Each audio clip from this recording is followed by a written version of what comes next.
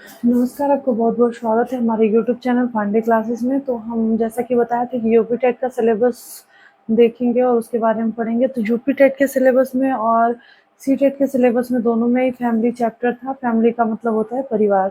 तो आज हम उसके बारे में पढ़ेंगे, ठीक है? कि फैमिली कितने टाइप्स की होती है और अरस्तू ने क्या कहा है कि मनुष्य एक सामाजिक प्राणी है, ठीक है? तो सबसे पहले फैमिली का मतलब होता क्या है? फैमिली का मतलब परिवार होता है। परिवार जहाँ पे हम रहते हैं, ठीक है? तो परिवार यानी कि जहाँ पर हम रहते हैं, जहाँ हमारा जन्म होता है, जहाँ पे हम छोटे से बड़े होते हैं, वहाँ कई तरीके के होते हैं। संयुक्त परिवार भी होता है, किसी-किसी फैमिली में बस मम्मी-पापा और बच्चे रहते हैं, कहीं-कहीं पे पूरी फैमिली होती है, जॉइंट फैमिली जिसको बोलते हैं। तो जैसे कि मम्मी, दादी, पापा, दादाजी, भाई-बहन, चाचा-चाची बहुत सारे लोग रहते हैं। तो दोनों के अपने-अपने ही महत्व हैं, कहीं पे कुछ उसके फ़ायदे हैं और कहीं कुछ नुकसान हैं। जैसा कि हम जानते ही हैं कि कुछ फ़ायदे होते हैं तो कुछ नुकसान भी होते हैं, तो उनके बारे में हम पढ़ेंगे जैसा कि मैंने बताया अभी, ठीक है? तो फैमिली का मतलब होता है परिवार और फैमिली शब्द जो है कि फ़ैमिलिया से बना हुआ है जो कि लैटिन शब्द का वो है, ठीक है? और अलग-अलग वैज्ञानिकों ने अलग-अलग अपना जो है कि परिवार को बताया हुआ है। जैसे रूसो ने क्या कहा है कि समाज बालक को दूषित करता है, इसलिए पिता बालक को प्रकृति की गोद में छोड़ दे। इनका कहना है कि हमें बच्चों को जो है कि समाज में न रख कर के प्रकृति की गोद में छोड़ देना चाहिए, जो समाज बच्चे को दूषित करता है ना? और जो प्रकृति होगी तो बच्चा अपने आप सीखेगा। एक बार जैसे कि कोई चीज़ गलती किया, कहीं उसे चोट लग गई तो उसे अपने आप सीख जाएगा कि कहीं हम जाएँगे वहाँ पे तो हमें अपने आप चोट लग जाएगी। और दूसरे हमारे ऑक्सफोर्ड शब्दकोश के अनुसार कहा गया है कि एक व्यक्ति जिनके साथ एक आपसी स्नेह का बंधन हो, आमतौर पर एक विशेष यौन या पारिवारिक संबंध होता है। नेक्स्ट हमारे फ्रॉबेल हैं। फ्रॉबेल महोदय ने कहा है कि माता आदर्श अध्यापिका होती है, इसलिए बच्चे को घर पर ही शिक्षा देनी चाहिए। अब देख लीजिए फ्रॉबेल ने ऐसा कहा है कि बच्चे को बाहर नहीं भेजना चाहिए हमें, है ना? और जो माता होती है वो अध्यापिका होती है बच्चे की और उसे घर पर ही शिक्षा दी जानी चाहिए। ये तो बात सही है कि उनकी बातों से एग्री करते हैं हम कि माँ जो हमारी जो है कि पहली शिक्षक होती है।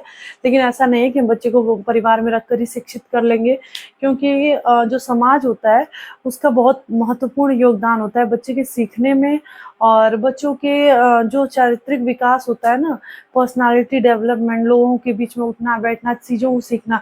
एक घर में रखकर हम बच्चों को बहुत सारी शिक्षा दे सकते हैं लेकिन उसे हम ये सामाजिक जो ज्ञान होता है ना, वो नहीं दे पाएँगे तो लोगों के बीच वो सर्वाइव नहीं कर पाएगा क्योंकि हम समाज से जुड़े हुए हैं या तो फिर हम असामाजिक प्राणी बन जाएँ, कट जाएँ यहाँ से तब तो ठीक है ना? एस्ट्रोलॉजी ने कहा है कि बालक की प्रथम पाठशाला परिवार है, बच्चे को शिक्षा अनौपचारिक रूप से ही दी जानी चाहिए। अनौपचारिक देखिए शिक्षा जो है कि औपचारिक और अनौपचारिक होती है। जैसे कि औपचारिक शिक्षा जो है कि एक निश्चित वातावरण, पाठ्यक्रम और एक निश्चित जगह पे दी जाती है और अनौपचारिक शिक्षा जैसे कि हम अपने जीवन में निजी जीवन में कहीं भी जा रहे हैं, कुछ भी सीख रहे हैं या फिर अपने घर में सीख रहे हैं तो उसे अनौपचारिक जैसे कि उसका कोई समय निश्चित नहीं है। जैसे कि हम एक विद्यालय जाते हैं तो इतने बजे से इतने बजे तक क्लासेस चलेंगी, ये इतनी बेल चलेंगी, ये टीचर आएँगे और एक सिलेबस होगा, टाइम पे कंप्लीट होगा तो वो औपचारिक शिक्षा होती है। लेकिन अनौपचारिक शिक्षा का कोई वो लिमिट नहीं होता है, कोई सिलेबस नहीं है। जितना सीख लिया और ऐसा कुछ भी नहीं होता है, ठीक है? तो ये रहा हमारा फैमिली का अलग-अलग डेफ़िनेशन इन्होंने दिया हुआ है जैसे कि पेस्ट्रोलॉजी, फ्रॉवेल, ऑक्सफोर्ड शब्दकोश के अनुसार और रूसो के अनुसार कई सारी डेफ़िनेशन दी गई हुई हैं। तो इनके बारे में तो आप लोग जान ही गए। अब थोड़ा-सा इसके बारे में हम पढ़ लेते हैं कि ये इसके प्रकार कितने होते हैं। तो हम देखें तो परिवार जो है कि 2 तरीके के होते हैं संयुक्त परिवार और एकल परिवार। जैसे संयुक्त परिवार को जो है कि बोला जाता है जॉइंट फैमिली और एकल परिवार को सिंगल फैमिली भी बोला जाता है, ठीक है? तो आप जो समझ लीजिए बाइलिंगुअल मेथड तो हम यूज़ ही कर रहे हैं। तो जैसा कि देखिए परिवार जो है कि 2 भागों में हम देखें रुकिए आप 1 मिनट थोड़ा हम ब्लैक मार्कर यूज़ करें, इस पे दिखता ही नहीं है। कलरफुल मार्कर यूज़ करें हम तो दिखता ही नहीं है। हाँ, संयुक्त परिवार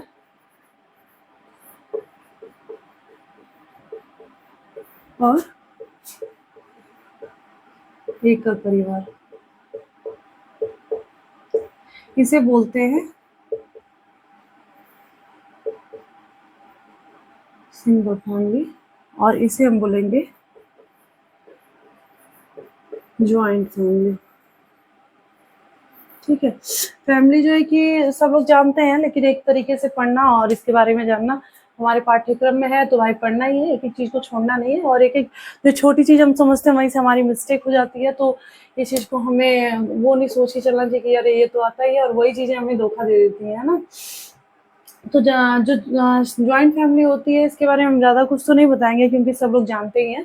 तो जो जॉइंट फैमिली होती है उसमें बहुत सारे लोग रहते हैं, जैसे कि हमारे दादा हो गए, दादी हो गई, मम्मी पापा, चाची चाचा, भाई बहन, मतलब जितने लोग। और परिवार में एक चीज़ मैंने आपको बताना ही भूल गई मैं, कि परिवार में एक जो हमारा रक्त संबंध होता है ना, जैसे कि हमारे दादाजी से हमारा संबंध है तो हम परिवार में आएंगे।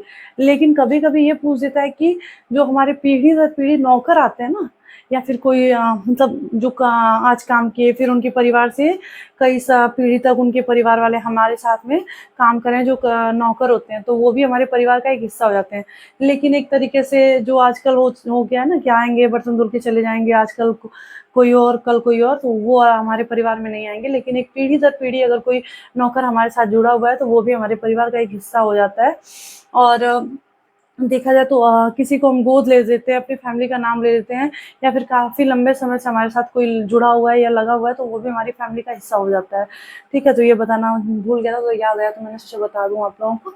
तो जॉइंट फैमिली में बहुत सारे लोग होते हैं, और सिंगल फैमिली में माता पिता और उनके बच्चे होते हैं, जो भी उनके बच्चे होते हैं, 1-2 बच्चे, 4 बच्चे, जितने भी बच्चे हो गए, तो ये यहाँ पे रहेंगे और यहाँ पे बहुत सारे लोग रहते हैं। तो इसके कुछ फ़ायदे भी है। ऐसे ओरली बता लेते हैं, आप लोग जानते हुए हैं तो ज़्यादा कुछ नोट डाउन करने की ज़रूरत नहीं है।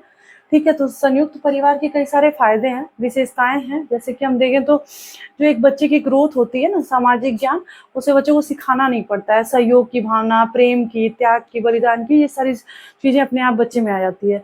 लेकिन जब एकल परिवार में रहेगा तो कोई भी चीज़ है तो बच्चा एक है, अगर माता-पिता के साथ है तो उसकी आवश्यकताएँ अपने आप पूरी हो जा रही हैं। उसे किसी से शेयर करना या फिर बाँटना या फिर ये सारी चीज़ें सीखता नहीं है ना?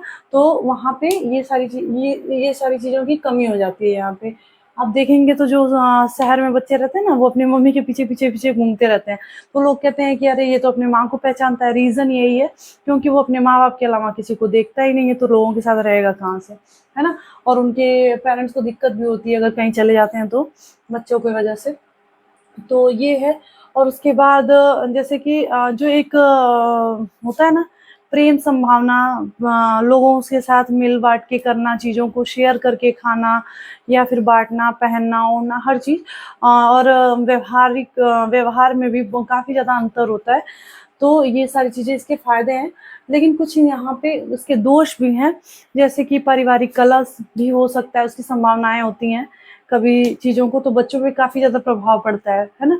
इसीलिए कहा जाता है कि जो हमारा आनुवांशिक गुण होता है और एक पारिवारिक जो माहौल होता है, हमारे आस-पास का पर्यावरण जो होता है, दोनों ही बच्चों के विकास में बहुत ज़्यादा महत्वपूर्ण भूमिका निभाते हैं, ठीक है? तो ऐसा हम नहीं कह सकते हैं कि हम अच्छा खाना दे रहे हैं बच्चों को, हमारे माता-पिता इंटेलिजेंट हैं, तो बच्चा इंटेलिजेंट होगा, ज़रूरी नहीं होता है। उसकी बुद्धि तीव्र होते हुए भी उसे अगर माहौल अच्छा नहीं दिया जाएगा, उसे पौष्टिक आहार नहीं दिया जाएगा, तो वो उसकी ग्रोथ अच्छी नहीं हो सकती है, या फिर उसकी जो दिमाग तीव्र तो है लेकिन शैतानी में गुज़ार सकता है, चोर बन सकता है। तो माहौल एक होता है ना, उसके हिसाब से बच्चे पे डिपेंड करता है कि बच्चे की ग्रोथ कैसी होगी, ठीक है? तो इसके दोष हैं जैसे कि पारिवारिक कलह हो सकता है, और बच्चे का वो है विकास सही ढंग से नहीं हो सकता है, क्योंकि कई सारे लोग होते हैं तो चीज़ें बँट जाती हैं लोगों में, और इसकी वजह से सही से एक बच्चे को तो पूर्ति हो नहीं पाती है, तो इसकी भी संभावनाएँ आती हैं। जहाँ पे 10 बच्चे होंगे या जहाँ पे 1 ही बच्चा होगा, तो ऑब्वियस सी बात है कि विकास इसका अच्छे से होगा, ज़रूरतें इसकी अच्छे से पूरी होंगी, और एक अच्छा माहौल जो होता है, शांतिपूर्ण जो पढ़ने के लिए माहौल होता है, ये भी यहाँ पे मिलने की कम संभावना होगी, लेकिन यहाँ पे मिलने की अधिक संभावना होगी। तो ये रहा हमारा परिवार का छोटा-सा चैप्टर है, कोई ज़्यादा कुछ है नहीं, तो इसीलिए मैंने सोचा कि इसको धीरे से ख़त्म कर लेते हैं, धीरे-धीरे एक-एक टॉपिक कंप्लीट करेंगे, तो ज़्यादा सही रहेगा। तो रुकते हैं। तो ये रहा हमारा कुछ इम्पोर्टेंट तथ्य जो है कि परिवार के बारे में, और परिवार के कुछ टॉपिक छोटा सा है तो बहुत ज़्यादा लेंदी करने का ज़रूरत नहीं है, कुछ क्वेश्चन कर लेंगे, डिस्कस कर लेंगे उसके बारे में, और हो जाएगा ये हमारा टॉपिक कंप्लीट। तो नेक्स्ट वीडियो में नेक्स्ट टॉपिक के साथ मिलते हैं। और हमारी वीडियो को अगर अभी तक आपने सब्सक्राइब नहीं किया है, वीडियो अच्छी लगे तो लाइक करिएगा, और चैनल को अभी तक सब्सक्राइब नहीं किया है तो सब्सक्राइब करना ना भूलें। Thank you very much.